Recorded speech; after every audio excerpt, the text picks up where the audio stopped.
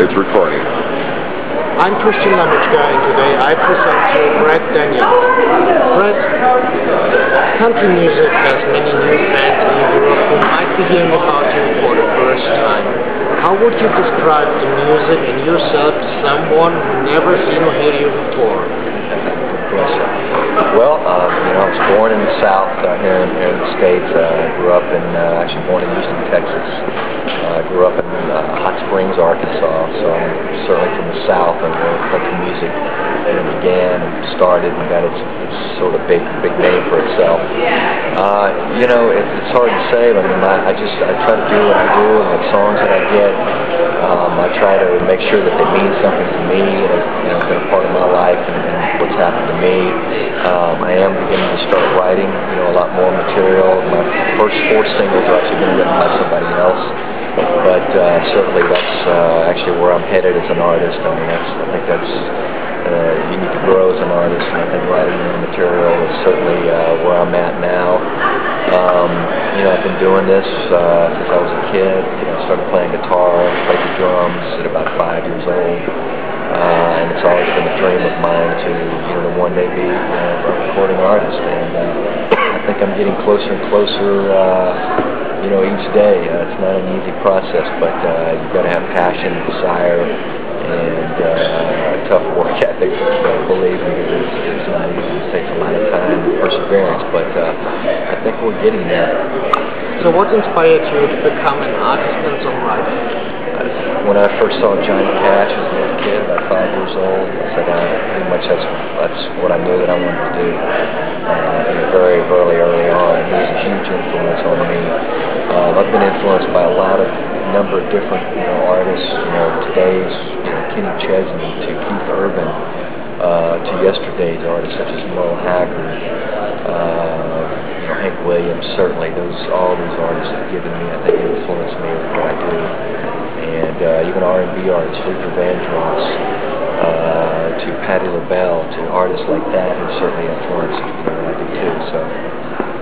So what's unique about you that differentiates you from other artists? Well, I think my ability to sing, I think my voice sets me apart. With what I do, I think the style of music that I do is not necessarily the style that most might, look at as true country. I work with a very talented producer out in Los Angeles, Marty Rifkin, who's worked with Bruce Springsteen, who's worked with Buddy Jewell, who's actually worked with Leanne Rimes, in fact, as well. So I've got a pretty talented producer behind me, and we're just trying to make it go. So what kind of songs do you like to record the most?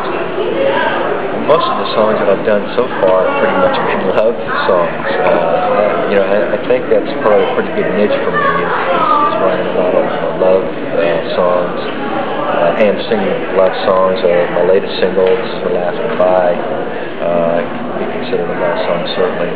So I think those tend to be the songs, songs that are meaningful, songs that provoke something in somebody's emotions and feelings that maybe they don't normally go through or feel on a daily basis. Controversial, certainly where I want to get. Talking about today's times, obviously we're living in some tough times right now, and I think singing songs and material that touch something in everybody's heart, especially with what's happening today, is important to me. So who's your biggest critic, yourself or others? Probably, my manager back there behind the camera's waving. He's one of my biggest critics. I think I certainly am myself. I've always been sort of a perfectionist. Anything that I do, I try to do the best that I can. And there's always room for growth. And certainly just starting out and reaching a certain level now is not where I want to end. I want to be better and better as an artist. I want to be a better and better writer. A better and better singer every day. Those are my goals.